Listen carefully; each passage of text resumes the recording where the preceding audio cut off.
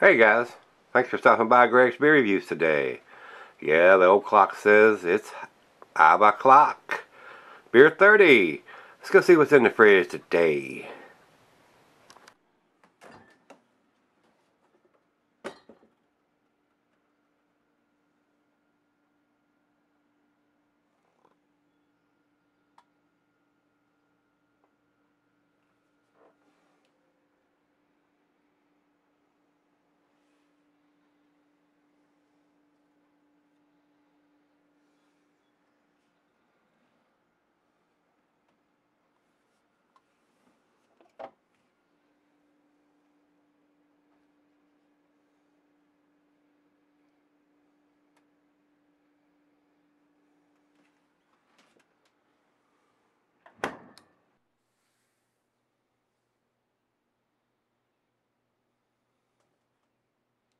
Hey guys, thanks for stopping by Gregsbeerreviews today. I do appreciate it.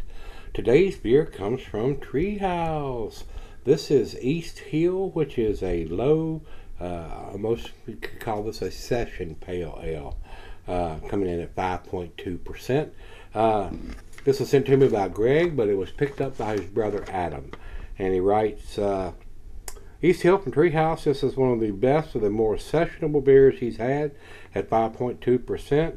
This contribution from Adam was picked up at the brewery. So I'm sure it's probably going to be a very tasty, very flavorful pale ale. But I've told you this before guys, I don't buy a lot of low ABV beers like this. I kind of want it to be in the 7% up to get all the, I don't want to say maltiness, but the ingredients it takes to brew a 7% and bigger seem to me to have more taste. But Treehouse was probably going to blow that theory out of the water right here with this one. It's probably going to have just as much taste as a 7%er, guys. So these guys do some really tasty stuff. So there's a very sessional pale. I got a feeling it's probably going to be a hop forward pale on top of that. So let's see what it brings to the table. Let's jump over to Untapped and see what they have.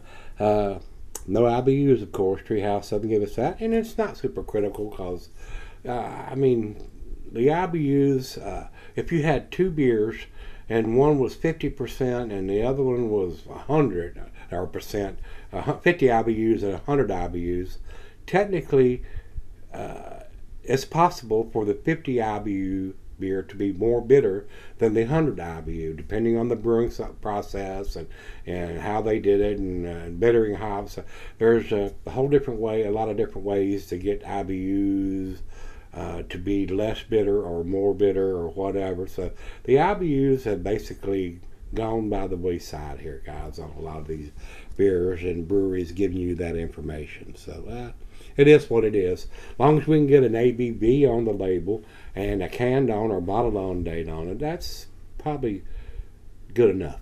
So I'm changing my thinking here. I used to fuss quite a bit about not having the IBUs on a IPA or an IPA or even a hop forward pale, but yeah, there's a whole lot of reasons for that, and like I said, you could have two different beers and one would have a lower IBU and be more bitter than the higher IBU. It's just the way it is, brewing techniques.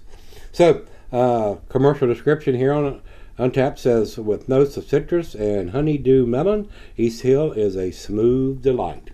And at 5.2% should be very easy drinking too on top of that. So with that being said, this one says 05/22 of 18 of canned on date.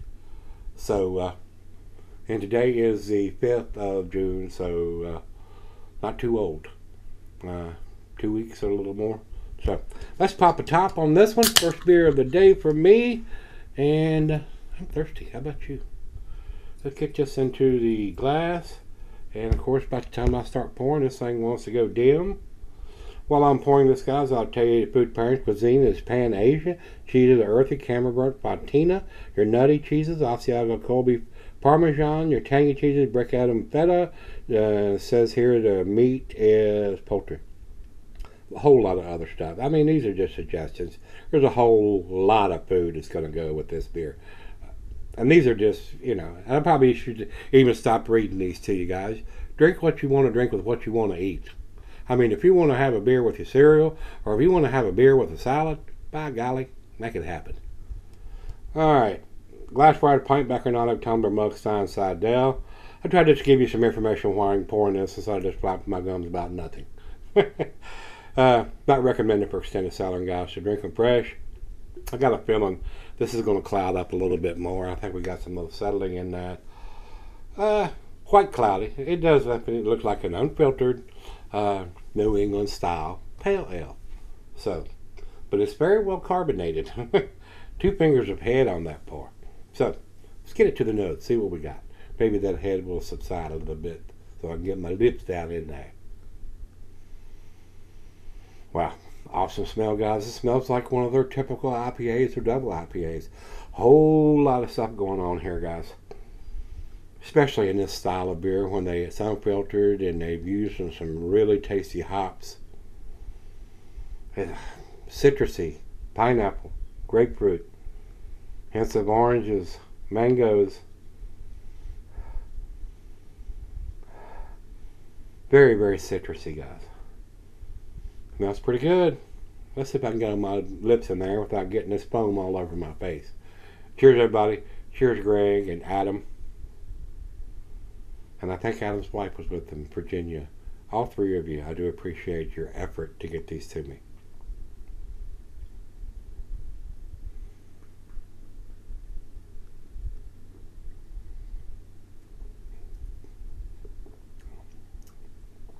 Very smooth. Alcohol is non-existent in the taste to me. It's a little on the thin side, but it's a 5.2%. And that's what I'm talking about.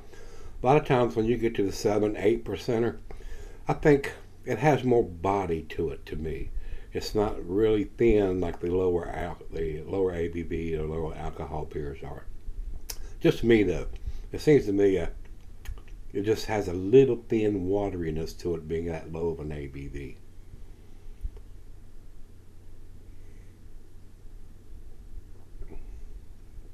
But plenty of taste.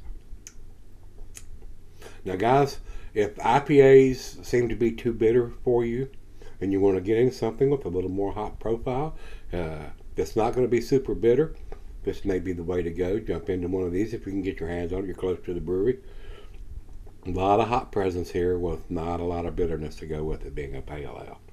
Well, like I said, I'm going to always try to get your back end pours in there on these big 16-ounce cans before I go off camera. See if it changes the appearance. It's a little translucent through the bottom part of the glass here, so I got a feeling it may change a little bit.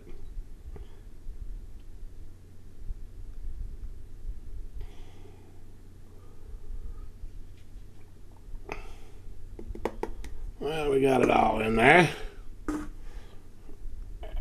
And yes, it did. It clouded it up a little bit on the bottom of it. So we had a little bit of settling going on in there. And guys tell me to roll that can before I come on camera and stuff. Man, I'm just afraid it's going to go from where I shook it up too much. I don't mind doing the way I'm doing it and then pouring the back end pour and then looking at it.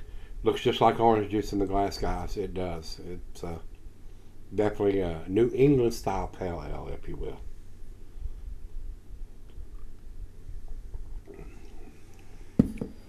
Very, very tasty, guys.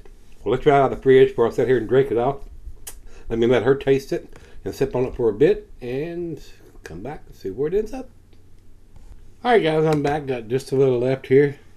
Very tasty beer, guys. I find it a little on the thin side, but I find most 5%ers a little on the thin side.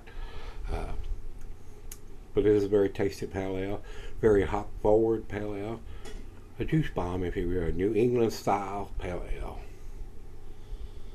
A lot of stuff going on here, a lot of juicy tropical fruit notes.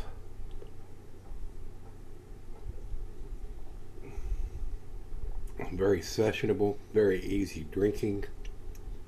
Delicious, guys, it really is. Another fine example from Treehouse. Definitely worth picking up. Or trade for it if you can get your hands on. Somebody's willing to do that for you. Wow, delicious. Final chug.